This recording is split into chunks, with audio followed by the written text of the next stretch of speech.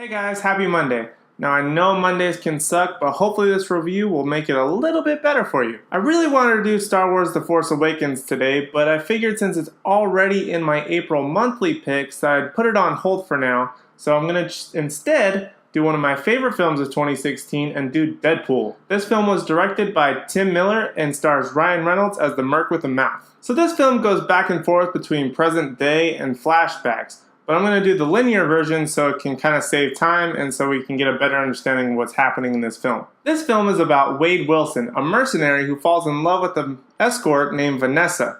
They start to get involved into a bit of a relationship, and then they find out that Wade is actually terminally ill with cancer. Next, Wade is approached about receiving an experimental treatment to help cure his cancer, also known as better of a superhero program, but Wade does not want to be called a superhero by any means. He finally decides, after some speculation, to accept the offer and to going into this program, but by doing so, he decides to leave Vanessa so that she doesn't have to see the hell that he goes through in this experiment. Wade is experimented on and tortured by a man named Ajax, whose real name is actually Francis, and once Wade finds this out, he gives him hell about it. But Francis actually injects Wade with a drug that will help bring forth dormant mutant genes. So if it's in recess, this drug will help enhance it and bring it forth. But in order to do so, Francis has to torture Wade and bring out extreme stress in order for the mutant genes to come forth.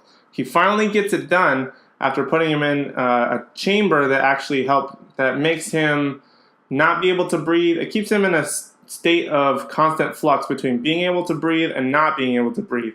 And this stress actually finally brings out Wade's mutation, which actually leaves significant burn-like scars all over his body, but also it helps give him the ability to heal his body very, very quickly. So his cancer, for example, will always, as fast as it can grow, it's going to be healed, which makes Wade nearly invincible. So eventually Wade gets out of this torturous hell and decides to take up the persona of Deadpool, in which he's going to go and find Francis and basically beat him up and torture him in order to make him better and change him back into his normal looking self so that he can go back and be with Vanessa. Along Wade's bloody and hilariously fun adventure, we meet several various characters, 2 X-Men, his blind roommate, his best friend who's the bartender, and one of my favorite characters in this movie that's actually not named Deadpool is a taxi driver named Dopinder. So let's talk about the good of this movie. Number one is the marketing. They did an amazing job with this film. Viral videos, Facebook, Instagram, just social media in general, advertisements for billboards. This film did amazing as far as campaigning, and it definitely worked. I definitely wanted to see this movie after all the tons of places I saw Deadpool and all the random things that he was popping up in. It was absolutely hilarious. Great job, marketing team. Deadpool is extremely hilarious and fun, and it puts its pedal to the metal, and once it starts, it does not let up the entire film. This has to be one of the most fun comic book films I've seen in a long time. It's extremely refreshing and very self-aware, and it's so much fun, especially after seeing so many comic book movies over the past 10 years. It's very refreshing. It was a much needed shot in the arm that the genre needed. Now let's talk about the bad of Deadpool. I thought this movie was extremely fun, but the only bad thing that I have to say about it is that I feel like I saw the best parts in all of the trailers. The highway fights, the falling off of the ship thing.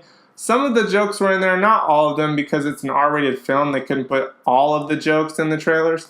But I feel like I got a lot of the action sequences inside of the trailers. So when I watched the movie, I felt like I'd seen it before. There was nothing really that fresh. This film is an hour and 40 minutes, and the flashbacks definitely helped. But when you watch it, I feel like I'd seen it before because these trailers just kept throwing at me the same scenes. And that's what the movie did. But you know what? Other than that, I love Deadpool. They did an amazing job with this film. It was just still refreshing. Just that over saturation. It kept throwing me the same scenes, and I really wasn't a fan of that. But I definitely was a fan of Deadpool. It's a great movie. Now, what I expected from this film was something that I'd seen in, like I said, the past about 10 years or so, since about Iron Man or even some of the older Batman films in the 90s, which is going to be the same arc of man has a problem, he has to overcome it, takes on superhero persona in order to fix this problem or great injustice that they see in society. And then he eventually finds someone to fall in love with, and then he saves the day, he saves his girl, blah, blah, blah. This one kind of followed that same formula, but it did it in a nice and refreshing way where you went back and forth, like I said in the beginning, between flashbacks and present day. This also helped when it brought in certain other characters, such as the X-Men characters, and how they made references to that.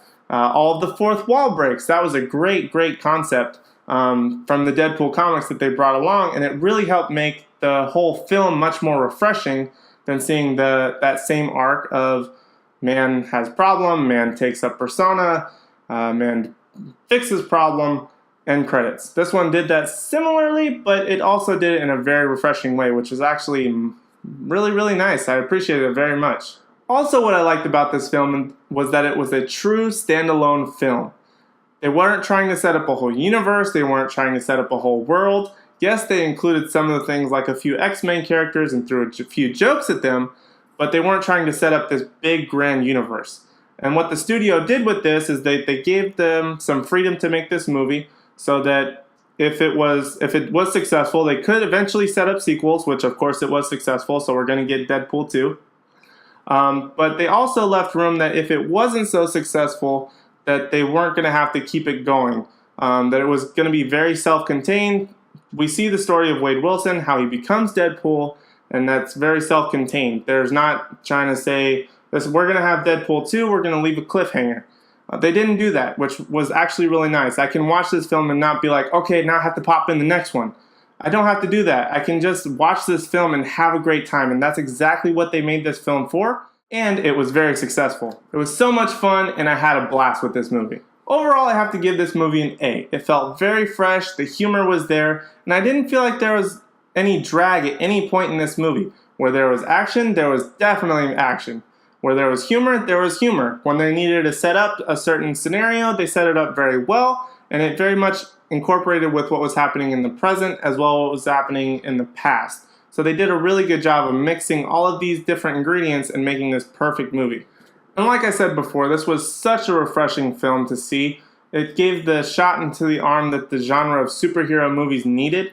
I'm not sure if that was because of the R rating or if just because they had such a smaller budget than, like, say, Avengers or some other films, that they were able to create more freedom for themselves and really have fun with the character of Deadpool. They really let that shine through. I know Deadpool is a very, very fun character in the comics. He's so much fun. He's such a smartass, and he's so much fun to watch, either when he's killing people or when he's saying a joke. But I can't wait to see what they do with this character in the future, how it's going to affect. We know we're going to get Cable in the sequel, which I'm super excited about. And I'm also sort of hoping for a Spider-Man, some tidbits here and there in the next few Deadpool movies, or even in the Spider-Man movie, because I know that Spider-Man and Deadpool have a very, very unique relationship, and I can't wait for these two characters to riff off of each other, and it's going to be a great time if they can make that happen for sure. Let me know what you guys think about this anti-hero in the comments below. I know for sure I'm going to be picking this one up when it comes out on Blu-ray and DVD on May 10th. But be sure to let me know, like I said, what you guys think about this movie in the comments below. Like always, please don't forget to like, comment, subscribe.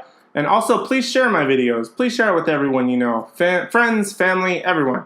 So please, like I said, like, comment, and subscribe. And we'll see you guys in the next one.